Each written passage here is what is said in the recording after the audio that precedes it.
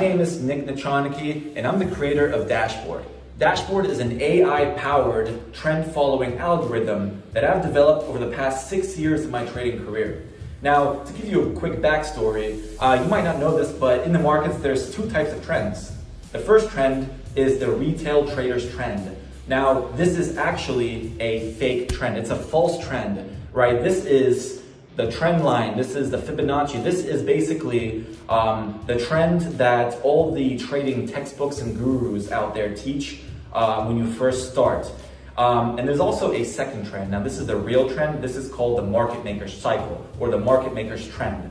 And this is actually how the markets move. These market makers, big institutions, big banks on Wall Street, they're the ones who actually control price, right? They can control where any currency, indice, or stock goes to. And Dashboard, over the past 6 years of my trading career, I've developed an algorithm to help all traders. Instead of going 3-4 years of understanding this very complex cycle, Dashboard does it for you in an instant, right? So thank you all for watching this, and I look forward to seeing all of you in the future and make some profits.